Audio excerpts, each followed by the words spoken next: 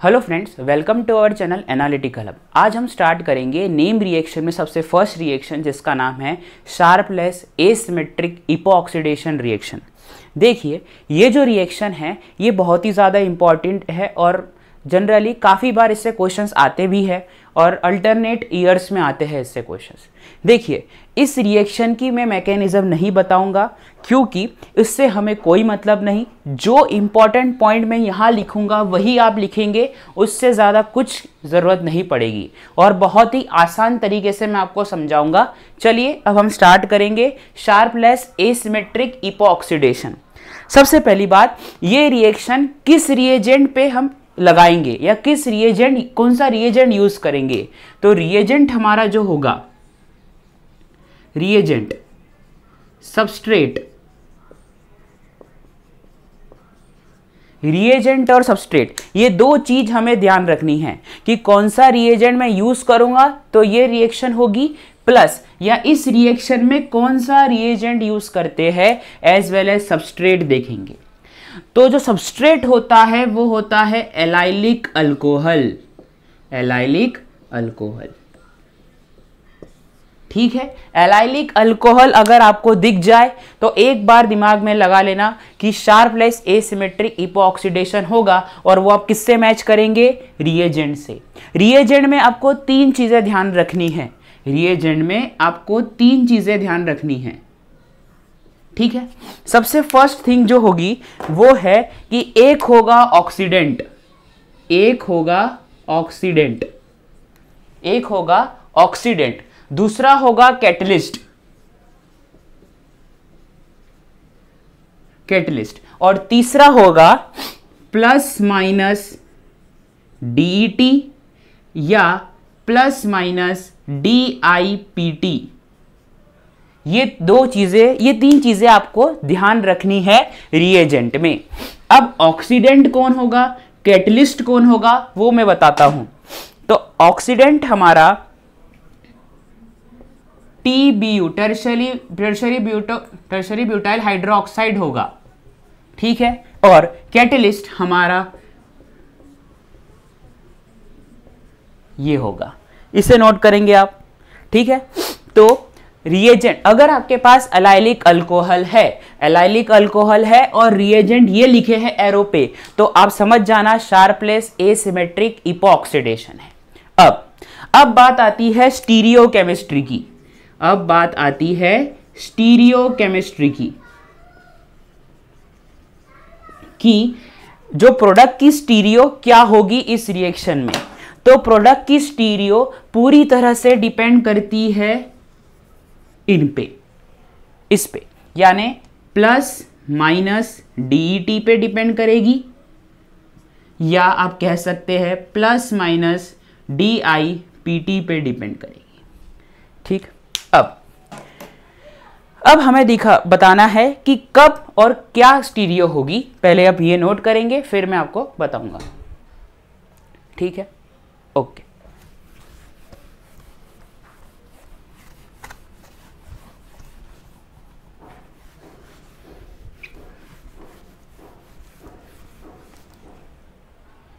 देखिए, आपके पास एक एलाइलिक अल्कोहल है, आपके पास एक एलाइलिक अल्कोहल है इस तरह से। ठीक है, अब ये जो एलाइलिक अल्कोहल है यही हमारा सबस्ट्रेट है शार्पलेस एसिमेट्रिक इपोऑक्सीडेशन में। अब आपके पास कुछ चीजें याद रखने या आप इसे ट्रिक समझ लीजिए, वो है MTPD। ये चीजें आप ध्यान रखेंगे। आप M क्या है, T क्या है, P क्या है और D क्या है मैं बताता हूं। अगर माइनस डीईटी होगा, माइनस डीईटी होगा तो जो इपोऑक्सीडेशन होगा या जो ऑक्सीजन का जो जुड़ना होगा वो कहां होगा, टॉप फेस से,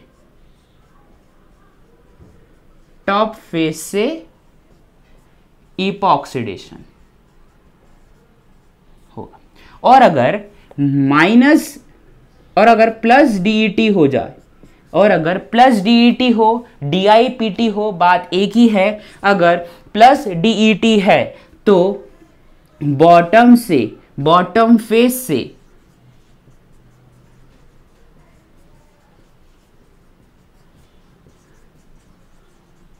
इपॉक्सीडेशन होगा। अब ये ट्रिक क्या है, M for minus DET, T for top, minus top plus down, इतना ध्यान रखेंगे। प्लस DET में बॉटम या MTPD, डाउन या बॉटम, आप ये ध्यान रख सकते हैं, ये नोट करेंगे आप। अब हम कुछ क्वेश्चन सॉल्व करते हैं जिससे हम पता चल जाएगा कि क्या स्टीरियो लगानी है। और अगर, हाँ एक और बात, अगर ये माइनस DET टॉप फेस से ऑक्सीजन को अटैच करेगा या इपॉक्सीडेशन होगा तो बॉन्ड वेज बनेगा, और अगर बॉटम से होगा तो बॉन्ड डैश बनेगा, ये ध्यान रखेंगे। ठीक है, नोट करिए इसे।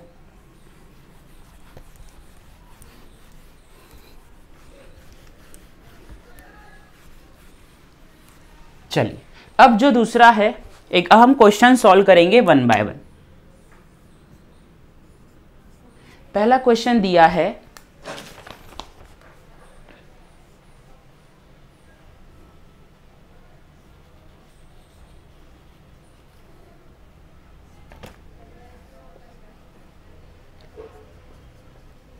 TBuOH TI, ये दिया है, प्लस DET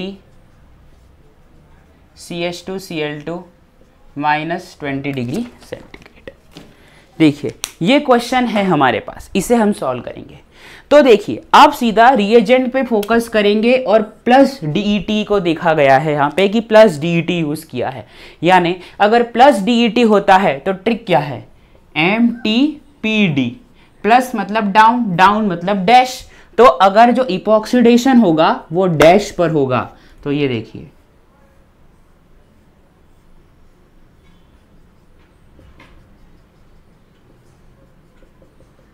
इस तरह से आपकी प्रोडक्ट बनेगी, नोट करेंगे इसे भी।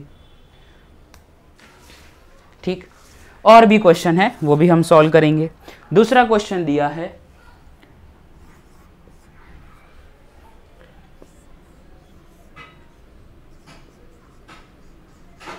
यही सेम कंडीशन है, यही सेम कंडीशन है, बस माइनस DET दिया है, माइनस DET दिया है। अगर माइनस DET होगा तो माइनस मतलब टॉप, टॉप मतलब वेज, तो वेज पे इपॉक्सीडेशन होगा।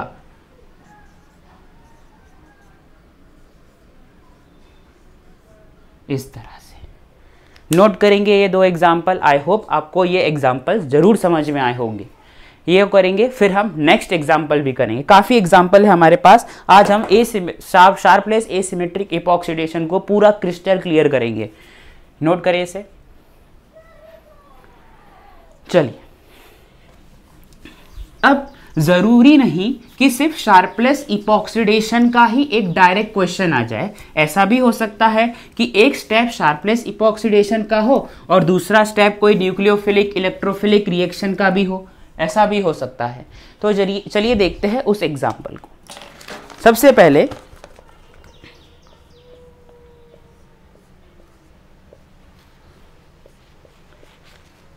ये क्वेश्चन उतारिए।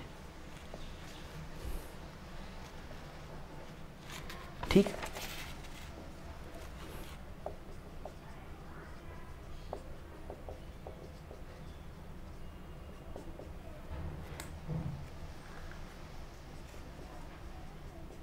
ये प्लस माइनस DET दिया है इस बार हमें। देखिए, अगर माइनस DET दिया है, अगर माइनस DET दिया है हमें, तो हम क्या करेंगे, DET नहीं दिया है, सॉरी DET नहीं है, माइनस DIPT है, DIPT दिया है इस बार। चलिए कोई बात नहीं, माइनस है, माइनस का मतलब क्या था, MTPD, माइनस मतलब टॉप, टॉप मतलब वेज पर बॉन्ड बनेगा।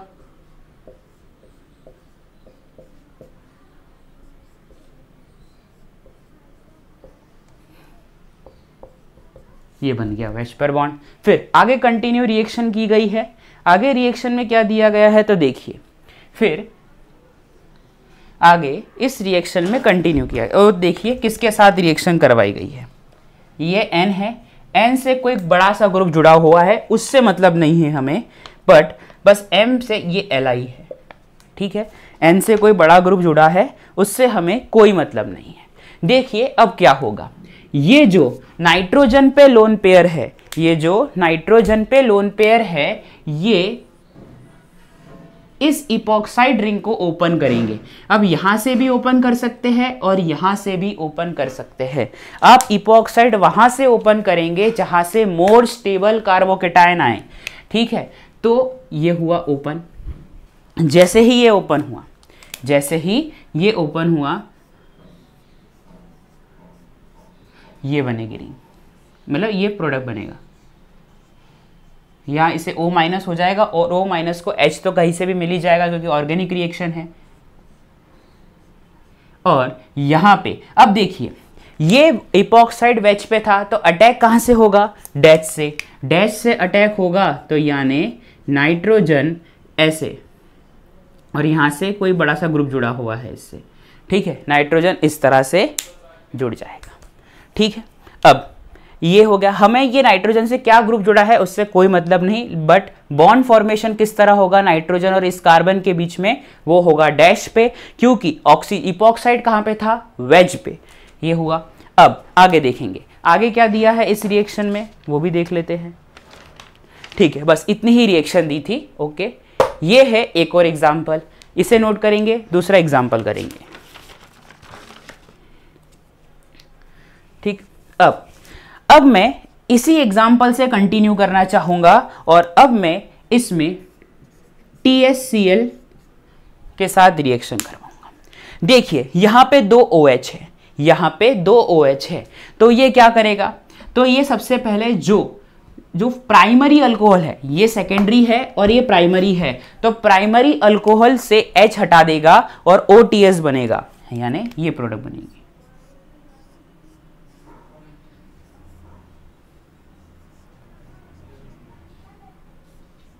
OTS, यहाँ पे कोई ग्रुप जुड़ा है बड़ा सा, ठीक। ये OTS हो गया। दूसरी बात, अब इसे नोट करेंगे फिर इसको कंटिन्यू करना है रिएक्शन को।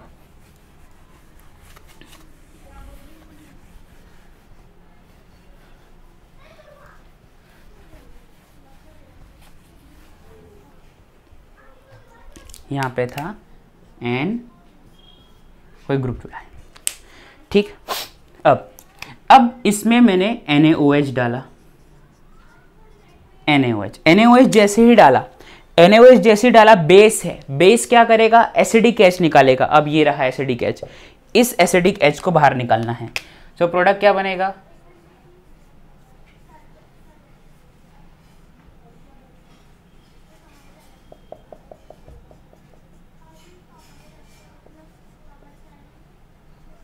ये बन जाएगा। फिर क्या होगा, अब ये OTS as a leaving group act करेगा बाहर।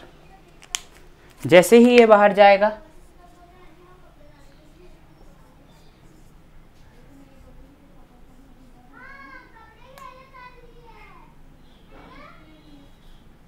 ये इस तरह से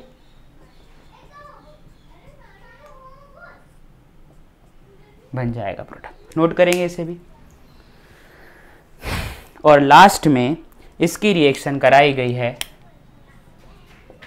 MEnH2 से। ये जो लोन पेयर है नाइट्रोजन के, ये फिर से इपॉक्साइड रिंग को ओपन करेंगे, इसे बाहर। जैसे ही ये बाहर हो जाएगा,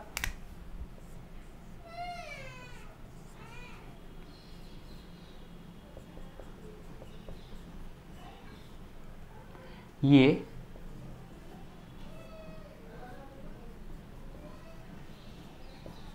प्रोडक्ट बन जाएगा इस तरह से। नोट करेंगे इसे भी, हाँ ओके, नोट कर लीजिए। ये है क्वेश्चन, शार्पलेस इपॉक्सीडेशन का सिर्फ फर्स्ट रिएक्शन में स्टेप था, बाकी nucleophilic electrophilic type addition reaction मतलब रिएक्शन थी। वैसे तो ये डायरेक्ट लेडन का क्वेश्चन है, नोट करेंगे इसे। चलिए नेक्स्ट क्वेश्चन हम सॉल्व करेंगे।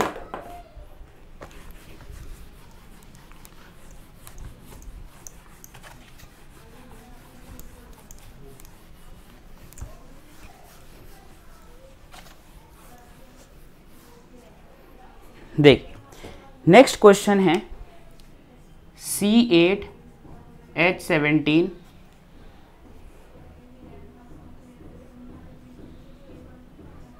ये बनाया है और यहाँ पे आपको वही सारी कंडीशन दी हुई है, TBUOH, TI और माइनस का दिए और प्लस DET दिया है आपके पास, प्लस DET। प्लस का मतलब क्या हुआ, डाउन, डाउन होगा, डाउन मतलब डैश होगा।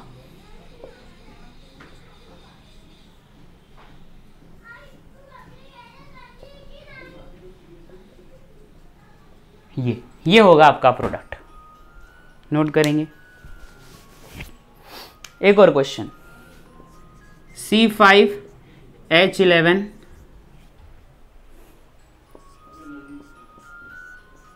C5H11 और सेम कंडीशन दी हुई है आपके पास और यहाँ पे इस बार दिया है माइनस DET, माइनस DET दिया है, बाकी सारी रिएक्शन कंडीशन सेम है।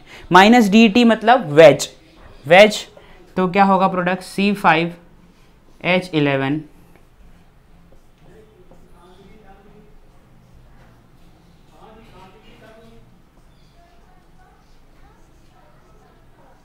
इस तरह से प्रोडक्ट बनेगा, नोट करेंगे इसे भी। आ जाइए, एक बहुत बढ़िया सा क्वेश्चन है, ये भी देखिए आप।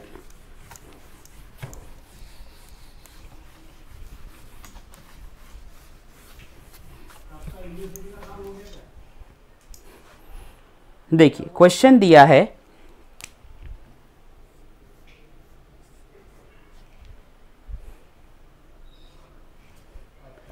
OH Me C6H11 C6H11 और सारी रिएक्शन कंडीशन सेम, बस ये दिया है DIPT, बाकी TBUOH, TI ये सब सेम ही है, ये सब चीज़ें आपको दी हुई है। देखिए क्या करेंगे, प्लस DIPT, प्लस DIPT का मतलब होगा डाउन से इपॉक्साइड बनेगा, डाउन से इपॉक्साइड बनेगा।